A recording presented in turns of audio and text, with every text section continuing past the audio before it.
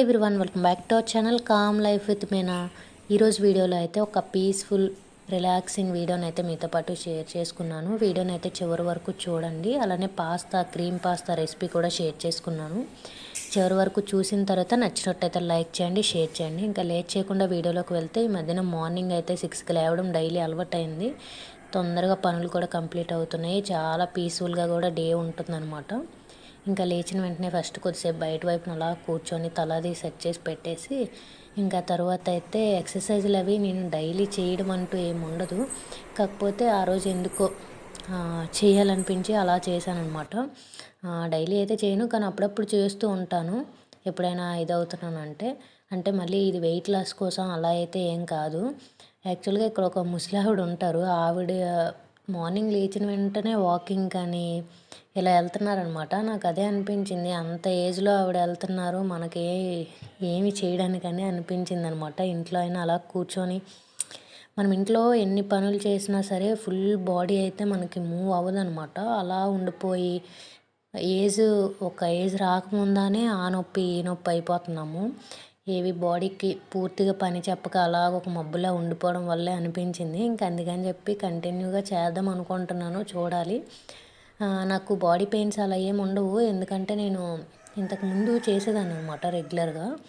కనుక నాకు ఇప్పుడు ఇలాంటి ఏవైనా చిన్న చిన్న ఎక్సర్సైజులు చేసినా పెద్ద బాడీ పెయిన్స్ అయితే రావు అనమాట.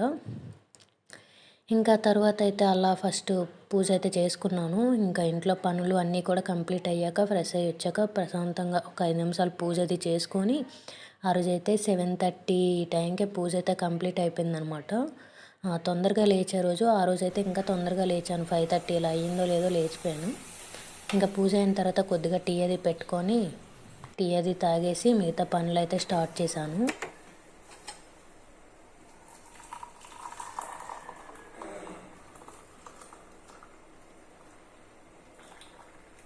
ఆ రోజు ఎందుకో తెలియదు, కొద్దిగా ఆకలి వేస్తుండేది. ఇంకా అందుకని చెప్పి టీతో అలాగా బిస్కెట్ పెట్టుకొని అయితే తిన్నాను. డైలీ అయితే తినను, ఆ రోజు అలా తినాలనిపించింది అనమాట. ఇంకా పనులన్నీ తొందరగా అయిపోయేవి కదా, మా బాబు కూడా లేచాడు, వాడివి కూడా ఒకవైపు అయిపోయేవి.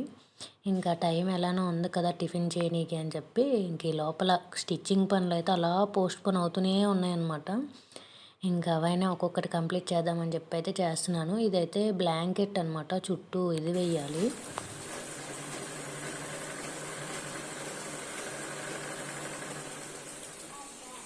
మీకు ఇక్కడైతే క్రీమ్ పాస్తా రెసిపీ షేర్ చేసుకుంటున్నాను. చాలా బాగా వచ్చింది, నేను కూడా ఫస్ట్ టైం ట్రై చేశాను. మిక్సీ జార్లో ఈ విధంగా ఎండుమిర్చి, అలానే జీడిపప్పు, కొద్దిగా మిల్క్ యాడ్ చేసేసి స్మూత్గా పేస్ట్ చేసి అయితే పెట్టుకోండి. మీరు ఇందులో పన్నీర్ కూడా ఇంకా యాడ్ చేసుకోవచ్చు. నేనైతే ఈ మూడింటిని ఈ విధంగా యాడ్ చేసుకొని పేస్ట్ చేసి అయితే పక్కన పెట్టుకున్నాను. ఇందులో మనము ఆయిల్ అయితే ఒక్క డ్రాప్ కూడా యాడ్ చేయకుండా చేసామన్నమాట. నేను కూడా రీసెంట్గా ఒకరి వీడియోలో చూసి ఇంకా ట్రై చేశాను. చూసేటప్పుడు భలే టెంప్టింగ్గా అనిపించింది, అందుకని చెప్పి అలా ట్రై చేశాను. ఇంకా ప్యాన్ పెట్టుకొని ప్యాన్లో అయితే డైరెక్ట్గా పాస్తా, అలానే ఆనియన్స్, అలానే టమోటో ఈ విధంగా చిన్నగా చాప్ చేసుకొని అయితే యాడ్ చేసుకున్నాను. దీంట్లోనే వాటర్ యాడ్ చేసుకొని కొద్దిగా సాల్ట్ కూడా యాడ్ చేసుకొని బాయిల్ చేసుకోవడమే. ఇందులో ఆయిల్ ఏమి ఇంకా యాడ్ చేయక్కర్లేదనమాట. చాలా బాగుంది. ఇలా మీకు స్మెల్ వస్తుందేమో అలా ఏమి ఉండదన్నమాట. టేస్ట్ అయితే చాలా బాగా వచ్చింది, నాకైతే చాలా బాగా నచ్చింది అనమాట. నేను పెద్దగా క్రీమ్ పాస్తా ఇవి నచ్చవు నాకు, కానీ ఆ రోజు బాగా తిన్నాను. ఇంకా బాయిలింగ్ చేసుకోవాలి. ఈ విధంగా పాస్తా అది చక్కగా బాయిల్ అవ్వాలి. ఈ విధంగా దగ్గరగా అయ్యాక మనం ఇందులో ఇప్పుడు పేస్ట్ చేసి ముందుగా పెట్టుకున్నాం కదా, ఇంకా పేస్ట్ని అయితే యాడ్ చేసుకోవాలి. మీ దగ్గర డైరెక్ట్ మనకి పాస్తా పేస్ట్ అది దొరుకుద్ది కదా, సాస్ అది, ఇంకా అది ఉంటే అది యాడ్ చేసుకోండి. లేకపోతే ఈ విధంగా ఇంట్లో ప్రిపేర్ చేసుకొని యాడ్ చేసుకోండి, చాలా బాగుంటుంది ఇది కూడా టేస్ట్. ఇంక ఈ పేస్ట్ని కూడా యాడ్ చేసేసి మీ దగ్గర ఇంకా పాస్తా మసాలాలు ఇంకేమైనా ఉంటాయి కదా, ఆర్గానిక్ చిల్లీ ఫ్లేక్స్ కానీ ఇలాంటివి ఏవైనా ఉంటే అవి కూడా యాడ్ చేసుకోండి. నా దగ్గర అవి ఏం లేవు. ఇంక అందుకని చెప్పి ప్రస్తుతానికైతే పెప్పర్ పౌడర్ కొద్దిగా యాడ్ చేశాను.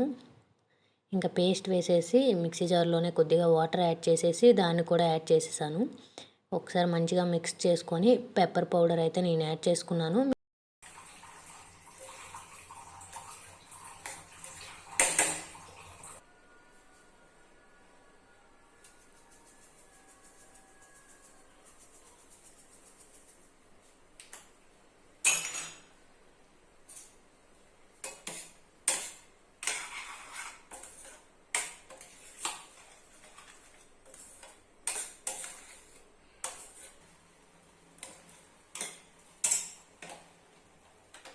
ఈ విధంగా కొద్దిగా దగ్గరగా అయ్యాక స్టవ్ ఆఫ్ చేసుకుంటే సరిపోతుంది. మనము పేస్ట్ అది యాడ్ చేసిన తర్వాత ఒక 2 మినిట్స్ ఇలా ఉంచితే సరిపోతుంది. 2 మినిట్స్ కూడా అవసరం లేదేమో. ఇంకా స్టవ్ అది ఆఫ్ చేసిన దగ్గర నా దగ్గర చీజ్ ఉంటే చీజ్ కూడా ఈ విధంగా వేసుకుంటున్నాను. వేసేసి ఒక్క నిమిషం పాటు అలా మూత పెట్టేసి అయితే వదిలేసాను అనమాట. ఈ విధంగా చాలా బాగుంటుంది. ఒకసారి ట్రై చేసి చూడండి. నాకైతే చాలా బాగా నచ్చింది టేస్ట్ అయితే. ఇంక ఈ విధంగా క్రీమ్ అంతా కొద్దిగా మెల్ట్ అయిన తర్వాత ఇంకా సర్వ్ చేసుకొని తినడమే. చాలా బాగా వస్తుంది అనమాట. ఒకసారి ట్రై చేయండి ఈ విధంగా. ట్రై చేసిన తర్వాత ఎలా వచ్చిందో కూడా కామెంట్స్లో అయితే చెప్పండి.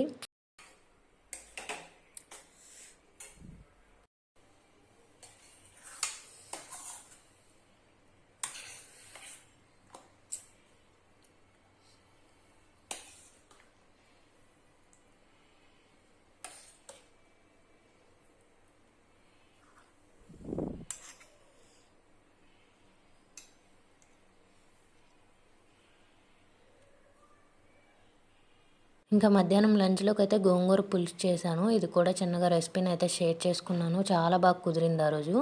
నేను ముందుగానే కుక్కర్లో గోంగూర అలానే పచ్చిమిర్చి వాటర్ యాడ్ చేసి బాయిల్ చేసి అయితే పెట్టేశాను. ఇంకా పోపు పెట్టుకోవడమే. ఇంకా ఆ ప్యాన్లో కొద్దిగా ఆయిల్ వేసుకొని జీలకర్ర ఆవాలు వేసుకొని అవి కొద్దిగా ఫ్రై అయిన తర్వాత వెల్లుల్లిని కూడా యాడ్ చేసుకోండి. యాడ్ చేసుకొని ఎండుమిర్చి యాడ్ చేసుకొని మీ దగ్గర ఇంగు ఉంటే ఇంగుని కూడా యాడ్ చేసుకోండి. కొద్దిగా కరివేపాకు యాడ్ చేసేసి మనం ముందుగా పేస్ట్ చేసి పెట్టుకున్న గోంగూర పేస్ట్ని కూడా యాడ్ చేసుకొని సాల్టు మీకు తగినంత కొద్దిగా గోంగూర పుల్లగా ఉంటుంది కనుక సాల్ట్ అది వేసుకోండి. మీకు పులుపు అడ్జస్ట్ అవ్వడానికి కొద్దిగా పంచదారను కూడా యాడ్ చేసుకుంటే బ్యాలెన్స్ అవుతుంది అనమాట పులుపు.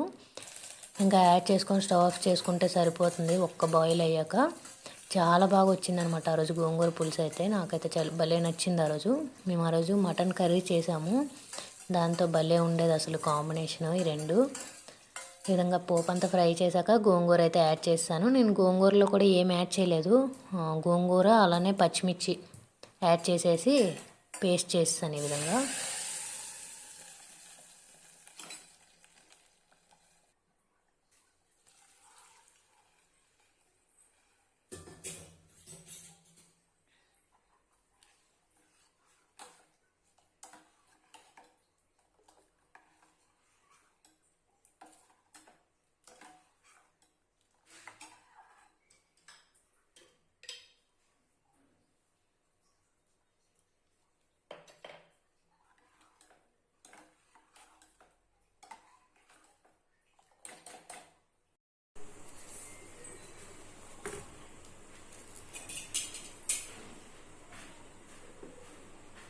ఇంకా సమ్మర్ కదా, వాటర్ మెలన్స్ కూడా మంచిగా దొరుకుతాయి. ఇంకా నాన్ వెజ్ కనుక తిన్న తర్వాత అలా తిందామని చెప్పి కట్ చేసి అయితే పెడుతున్నాను.